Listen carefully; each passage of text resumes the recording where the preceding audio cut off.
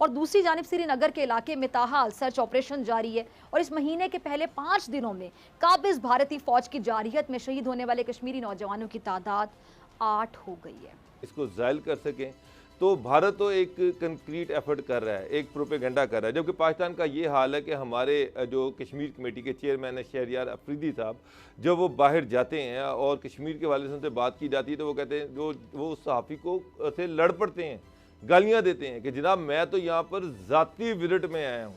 और भारत कोरोना की आड़ में ऐसे कवानीन लेकर आया है जिससे कश्मीरियों पर मजीद जुल्म ढाया जा सके। और अफसोस की बात यह है कि दुनिया की आंखें इस जुल्म के सामने बंद हैं, सबकी जुबानें खामोश हैं, सबकी जुबानों पे ताला पड़ा हुआ है। क्या पाकिस्तान भी इस तरह के कोई लोग हैं जो इस प्रोपेगेंडे को काउंटर कर सकें? आज तक वो भारतीय जुल्मों जबर का शिकार हैं।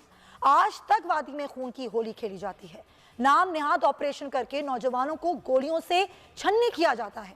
जय हिंद, स्वागत है आप सबका दी तथ्य न्यूज़ में। साथियों, अब इन पाकिस्तानियों को देखकर जो है वो हंसी आती है। जब जब इनके देश में जो एकदम ही ऐसी तैसी हो जाती है, जब इनका कभी प्रधानमंत्री फंस जाता है, जब कभी इनका आर्मी चीफ किसी बात में फंस जाता है, जब इनके यहाँ पे एकदम ही भूखमरी वाली स्थिति, एकदम खाने पीने को नहीं होता है, तब जो है ये लोग हर बार इधर उधर से करके घुमा फिरा के कश्मीर का मुद्दा जो है वो कहीं से भी करके ले आते हैं। अब बातें आप देखो कि हिंदुस्तान ने दुनिया जहान की यूनिवर्सिटीज़ में अपने आदमी बैठा रखे हैं कि कश्मीर का प्रोपेगेंडा चलाओ। तो क्या वाकई में आपको लगता है इतना हिंदुस्तान के पास में समय है, या इतना हिंदुस्तान फालतू में इतने रिसोर्स डालेगा? भैया वो हमारी प्रॉपर्टी है, वो हमारी ऑलरेडी हमारी ही संपत्ति है, हमको ज़रूरत नहीं है तुम्हारा काम है छीनने का। और आप देखो, कहते हैं कि जम्मू कश्मीर का मुद्दा नहीं हल हुआ, इस वजह से पाकिस्तान में हम तरक्की नहीं कर पाए। वाह, अपनी जो कमियां हैं उसको भी कश्मीर के ऊपर इन्होंने ठीकरा फोड़ दिया। पूरी चीज़ क्या है, पहले उधर चलते हैं। आप चैनल को सब्सक्राइब करके बेल आइकन दबा लें। पाकिस्तान समेत दुनिया भर में आज कश्मीरी यौम हक खुद इरादियत मना रहे हैं और आज कश्मीरियों से कौम मुत्तहिदा के हक खुद इरादियत के वादे को 73 साल हो गए हैं, 73 साल। और दूसरी जानिब श्रीनगर के इलाके में ताहाल सर्च ऑपरेशन जारी है और इस महीने के पहले 5 दिनों में काबिज भारतीय फौज की जारहियत में शहीद होने वाले कश्मीरी नौजवानों की तादाद 8 हो गई है। तो बस कौम मुत्तहिदा के हक खुद इरादियत के वादे को 73 साल हो गए, मगर इनसे किए गए वादे वफा नहीं हो सके। क्या कहेंगे आप? हिंदुस्तान में उसने ऐसे एक्शंस लिए कि वो चाहता था कि जो मकबूजा जम्मू और कश्मीर है उसका कम से कम पूरी तरह भारत के साथ इल्हाक हो जाए। तो हक खुद इरादियत का जहाँ तक मामला है, भारत मेरे तो हिसाब से शुरू दिन से ही सिंसियर नहीं था और टाल मटोल ही कर रहा था, लेकिन भारत उसकी कमिटमेंट मौजूद है। अवामी बिरादरी को चाहिए कि वो भारत पे प्रेशर डाले, क्योंकि ये मामला इस तरह तो ख़त्म नहीं होगा। बयान में कहा गया था कि जो करारदाद है भारत के ज़ेर तसल्लुत कश्मीर में बसने वाले लोगों के लिए उनके हक खुद इरादियत और जबर और तसल्लुत के खिलाफ जिद्दोजहद के लिए एक उम्मीद होगी।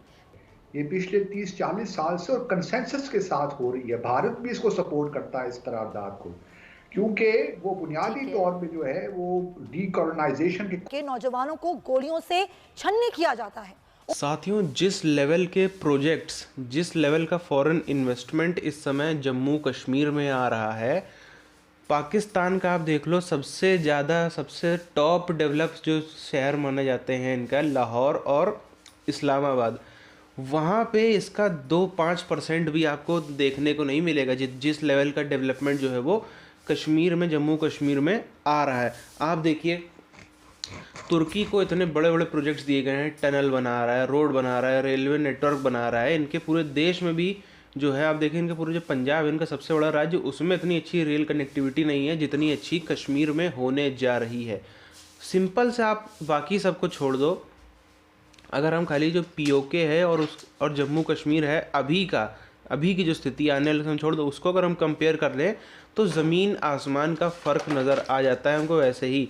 और पीओके से तो कंपेयर करना ही छोड़ दो आप, जो हम लाहौर इस्लामाबाद से कंपेयर करेंगे तो भी उसमें जो है वो बात उसमें फीकी पड़ जाएगी। लेकिन फिर भी जो है इनको कहते हैं कि हमको करना है। अब आप पीओके में हालत देखो, पीओके जो है वहाँ पर ना रोड है, रेलवे लाइन वहाँ पहुँची नहीं, बिजली वहाँ पे है नहीं, पानी वहाँ पे है नहीं, कुछ भी वहाँ पे है नहीं। एक वहाँ पे खाली आप अभी कुछ दिन पहले इसका इमरान खान ने वहाँ जाके वो करी थी एक रैली कि हमने जो है यहाँ पे वो बना दिया, इंटरनेशनल एयरपोर्ट बना दिया, अब जो यहाँ पे बम्पर टूरिज़्म आएगा, हम स्विट्ज़रलैंड को पीछे छोड़ देंगे। आप जाके इंटरनेट पर देखो, गूगल मैप पर, मतलब गूगल मैप पर नहीं सॉरी, इंटरनेट पर आप जाके देखो, उसकी जो लेटेस्ट की फ़ोटोज़ पड़ी हैं, सिर्फ वहाँ पे जो रनवे होता है ना एयरपोर्ट का, सिर्फ और सिर्फ वो पट्टी बनाई है, जो बाकी वेटिंग एरिया होता है, सब कुछ इतनी बड़ी इमारत जैसी खड़ी होती है, वो वहाँ पे है ही नहीं। सिर्फ और सिर्फ रनवे इन्होंने बना दिया, उस पर भी रनवे पे सीधी बात है इनके खुद ही के कभी कदार पहले तो उनके पास पैसा नहीं, चाइना इन्हें के उधर पे जहाज़ उतरते होंगे, तो इसको कह रहे हैं कि हमने इंटरनेशनल एयरपोर्ट बना दिया। मतलब झूठबाजी बोलना कोई सीखे। और कहते हैं कि कश्मीर में जो है, जम्मू कश्मीर का मामला हल नहीं हुआ 70 सालों से, इस वजह से पाकिस्तान में डेवलपमेंट नहीं हो पाई। मतलब जो वो स्टूडेंट होते हैं ना कुछ, कि उनको साल भर पढ़ना नहीं लिखना नहीं है, कुछ भी करना नहीं है, कैसे तैसे करके मक्कारी करके खुद से हो जाएंगे फेल, और फिर कहेंगे कि नहीं वो टीचर अच्छा नहीं था, कि स्कूल अच्छा नहीं था, कि फलाना अच्छा नहीं था, कोचिंग अच्छी नहीं थी, मैं पढ़ नहीं पाया, माहौल नहीं था।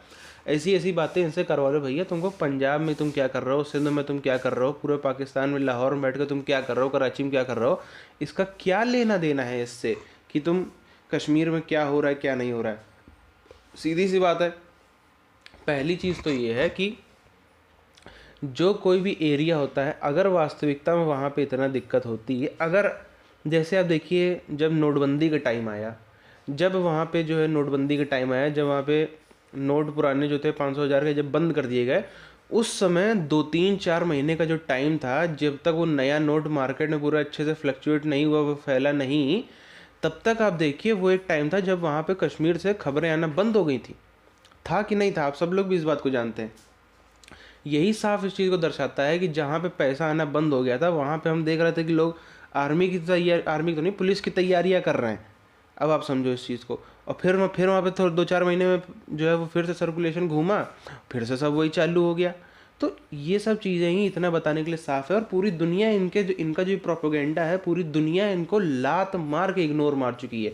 कोई देश नहीं, चाइना भी इन पे वो नहीं करता। चाइना भी आप देखो जो अपना रूट डाइवर्ट कर रहा है वखान कॉरिडोर से, अफगानिस्तान से सीपक निकालने की बात कर रहा है, जो अभी बात है, जो कब होगा कब निकलेगा, उसमें कितने 5-10 साल लगेंगे, जैसी इनकी मक्कारियत है, जैसी इनकी भ्रष्टाचारी है, उसमें कोई पता नहीं क्यों कर रहा है।